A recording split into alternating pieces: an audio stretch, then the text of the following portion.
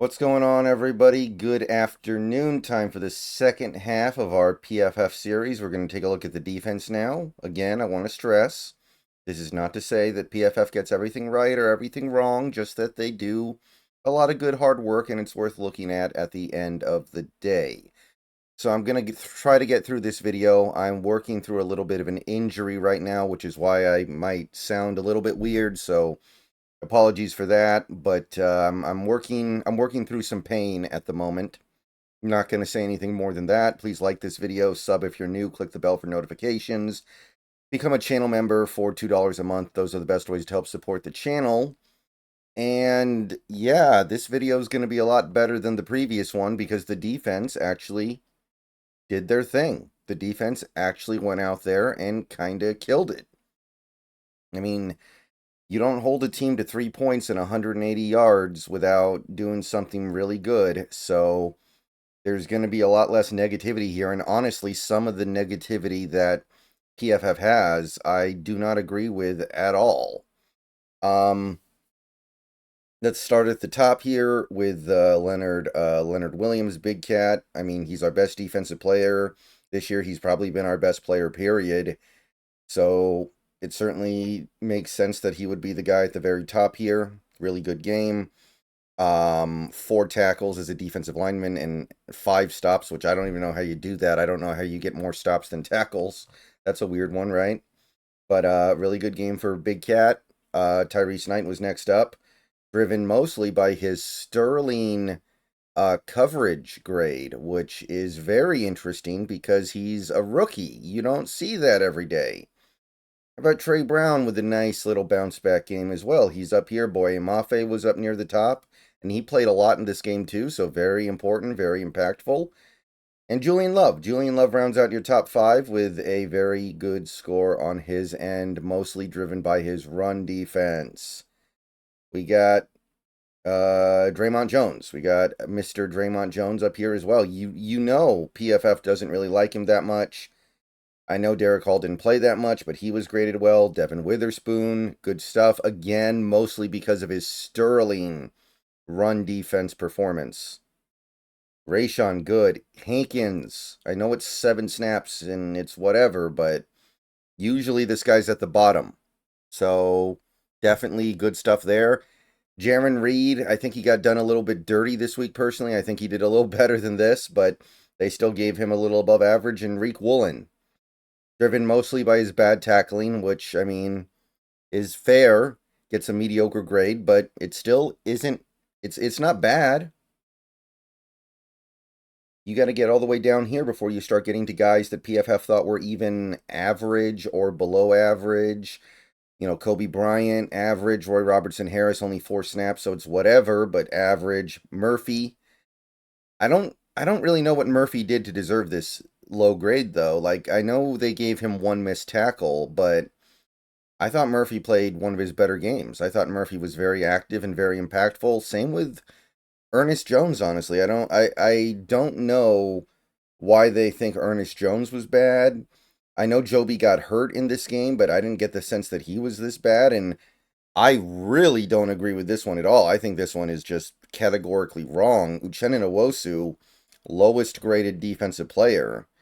I know PFF is not great at evaluating linebackers, but he's an edge rusher. This shouldn't be that hard, and he kind of got the short end here because we're talking about a couple of screen passes that got credited to him and 1 missed tackle, but how do you miss the forest for the trees here? I think that's what's happening here. I'm sorry, but I don't know how you watch that game and come away thinking Nwosu was our worst player.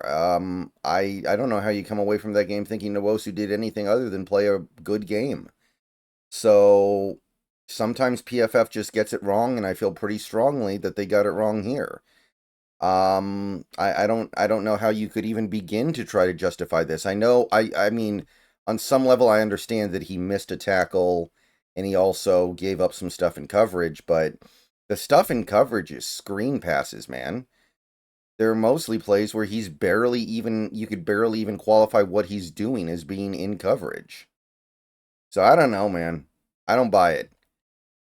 Now, I will say, I got it a little wrong last night. I thought we were only going to have a handful of missed tackles in this game. We actually had 8 missed tackles. Nobody had more than one, though. We had one from Knight, Love, we got Witherspoon, Reed, Woolen, Murphy, Jones, and Nwosu. So one apiece down the line for a lot of the top players, but nothing egregious, nothing terrible.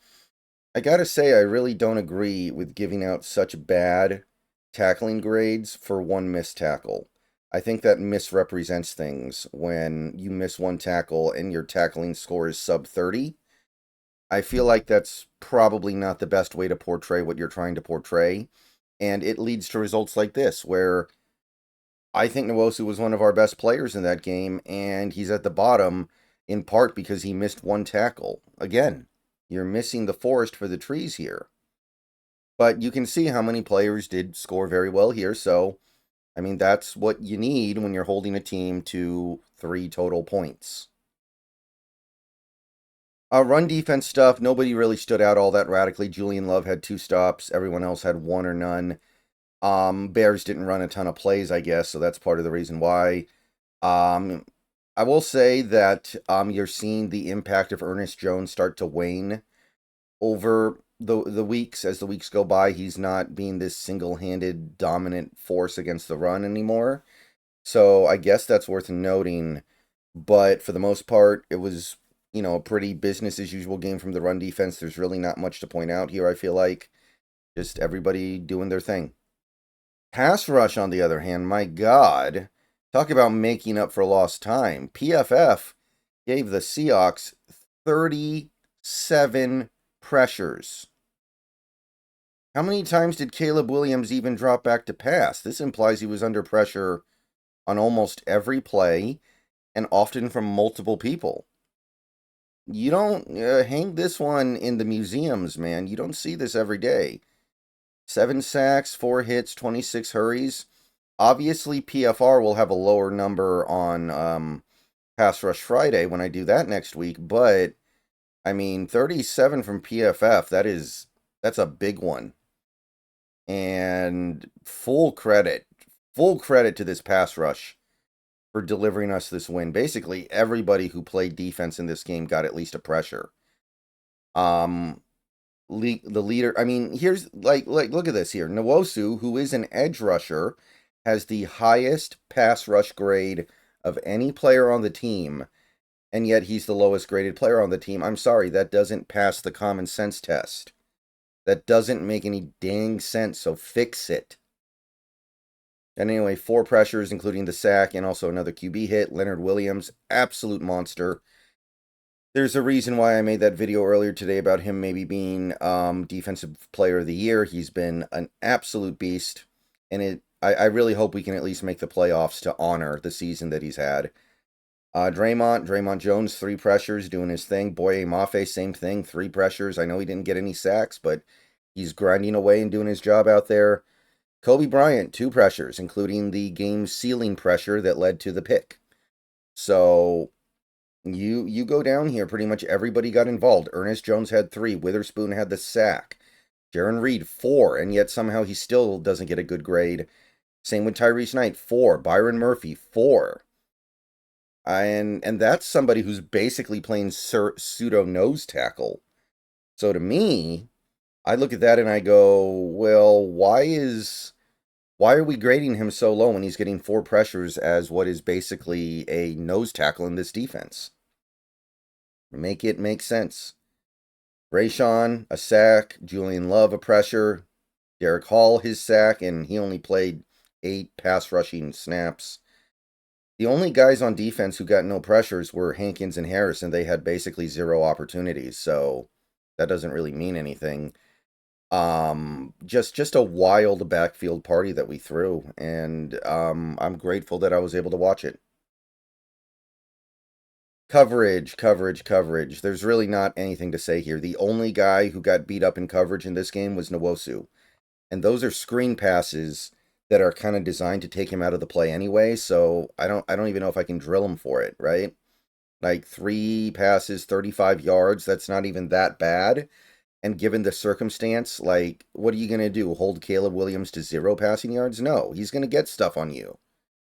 So, to me, even that's kind of whatever. Nobody else went over 18 yards. Rayshawn, Woolen, Kobe Bryant, 17 on 3 attempts. Witherspoon, 14 on 3 attempts.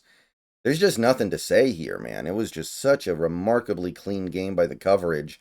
Nobody really playing all that bad. I mean, I know they gave Ernest Jones a really bad coverage grade, but he got targeted one time and didn't allow any catches, so I'm not sure what tree they're barking up there, but it's I don't think it's particularly reflective of reality. And special teams real quick. Again, just to briefly go over who's standing out. Tariq Young, my boy, back at the top. George Halani, Julian Love. Those are the 3 guys who stood out on special teams. Some of the negatives would be Farrell Brown, so he had a game to forget. And Josh Ross as well, I guess, down here. Artie Burns. Jason Myers, I mean, I don't know how he gets a 66.4 when he scores all our points, but whatever. And that's really all that can be said, guys. So I'm gonna go and get out of here. A little bit shorter than I usually do, but I'm in pain, man. I'm in pain. It hurts to talk. And I'll see you guys later. Go Hawks.